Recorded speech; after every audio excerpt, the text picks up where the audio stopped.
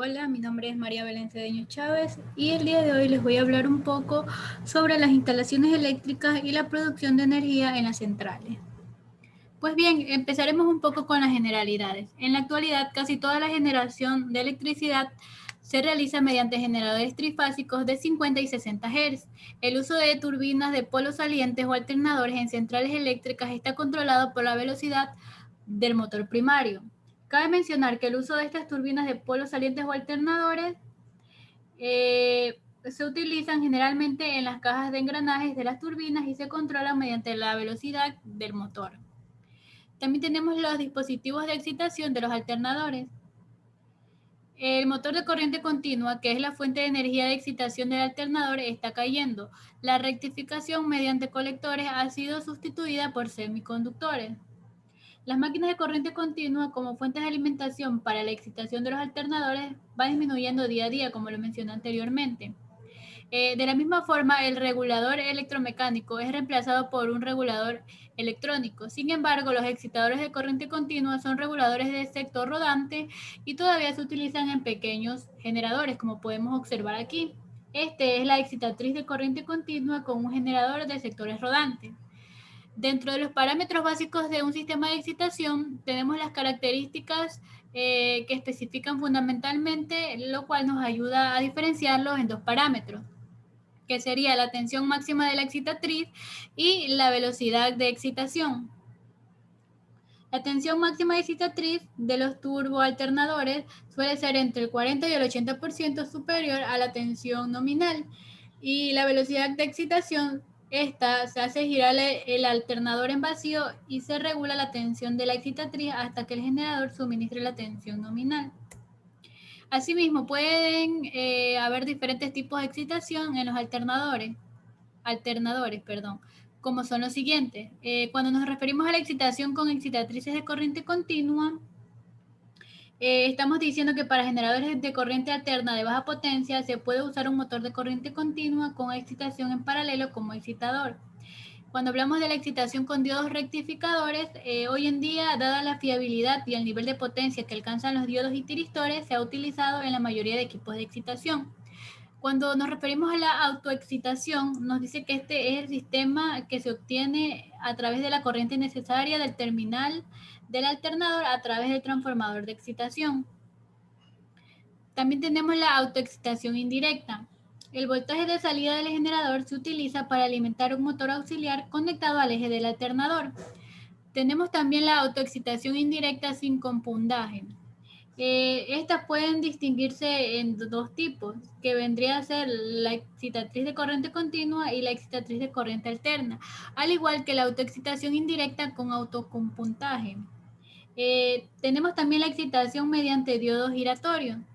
Estos se basan en una tecnología de excitación estática mediante semiconductores, siempre que se trate de pequeños motores de baja y media tensión y de bajas velocidades. Es importante tener en cuenta la detección de fallas en los diodos. La sección transversal se expresa en términos de un plano perpendicular al eje del alternador. Ahora hablaremos un poco sobre la regulación y los reguladores. Como podemos observar, aquí tenemos un regulador. La regulación de tensión, las tareas de regulación de voltaje de la planta de energía disminuyen.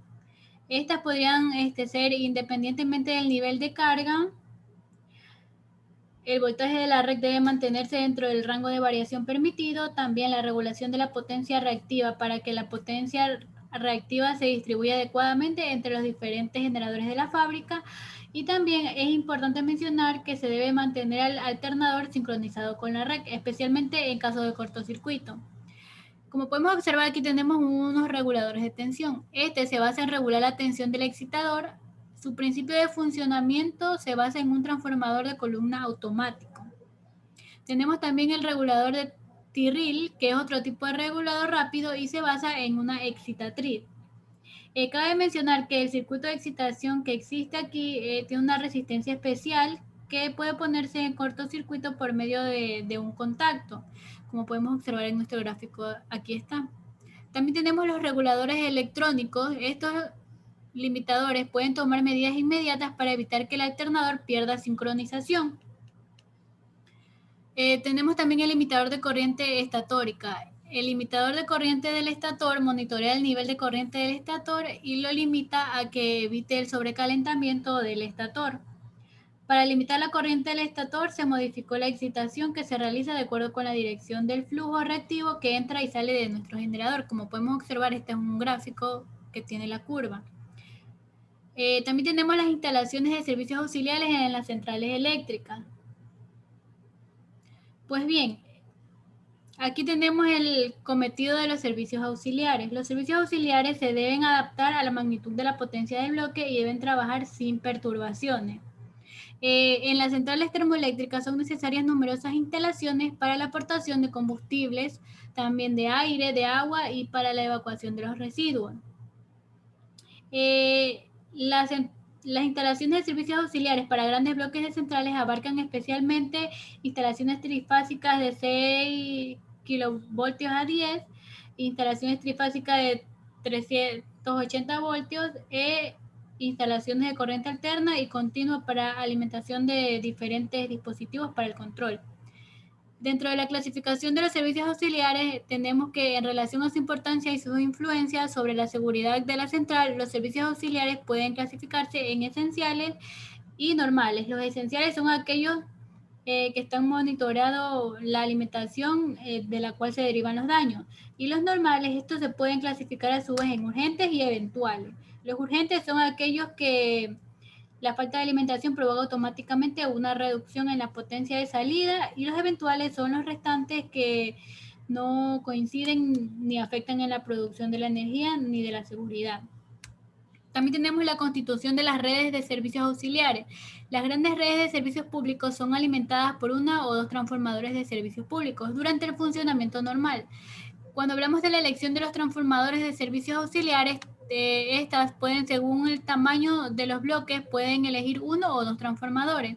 Cabe mencionar que el suministro de baja tensión, en esto, los equipos de baja tensión generalmente se dividen según los grupos de carga o se colocan en el centro de gravedad de la carga o se concentran en otros equipos de distribución.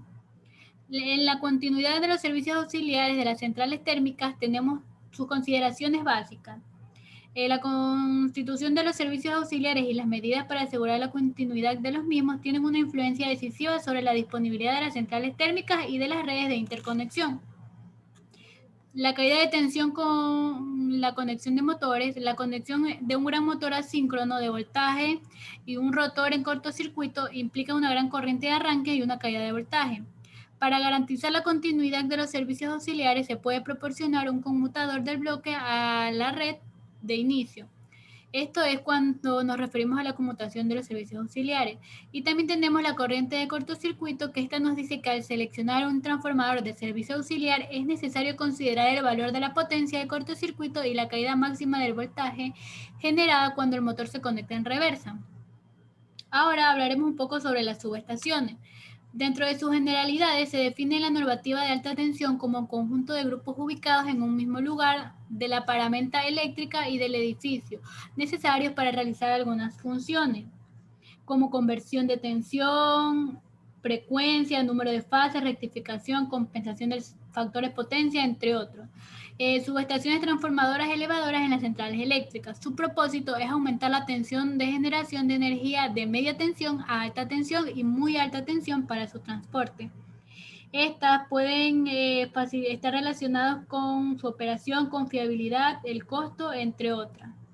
Los esquemas más empleados en las estaciones transformadoras elevadoras son, como podemos observar en nuestro gráfico aquí, tenemos los generadores conectados directamente a un sistema de barras colectoras, también tenemos la conexión de bloques, tenemos por acá los generadores conectados directamente a un sistema de barras colectoras simples para la transmisión en alta tensión, y también tenemos la conexión de generadores a bancos de transformadores con 3 devanados, como podemos observar en nuestros gráficos. En las disposiciones constructivas de las subestaciones de transformadores, la disposición de estos interruptores en las tensiones menores a su eje se las pone de forma vertical, pero para tensiones más elevadas se requiere un eje horizontal que permita el mantenimiento que ocupa mucho más lugar. Estos criterios pueden ser seguridad general de la red, flexibilidad en la explotación, simplicidad de maniobras, mantenimiento mínimo, coste y fiabilidad. También tenemos las disposiciones de barra simple, las disposiciones de barra principal, las disposiciones de barra en anillo, la disposición de barra doble, la disposición de triple barra, la disposición de interruptor y medio y la disposición de doble barra y doble interruptor. Cada una está con su respectivo dibujo, como podemos observar. Cuando hablamos de las subestaciones de maniobra o seccionamiento, esta nos dice que la única tarea de estas subestaciones es conectar y operar dos o más circuitos por lo que forman los nodos de una red de alta tensión. Las subestaciones de blindaje y de alta tensión, esta nos dice que la subestación blindada consta de una serie de disyuntores, seccionadores, grupos de varillas, entre otros, que están sellados en un compartimento metálico. Y cuando hablamos de las subestaciones a la intemperie, estas generalmente están en los exteriores de alta o muy alta tensión, la cual utilizan configuraciones de barras colectoras, y cuando se requiere alta confiabilidad se utilizan dos barras colectoras principales y una barra colectora de transferencia. Como podemos observar, aquí tenemos cada una de las imágenes, la cual representa las subestaciones. Gracias.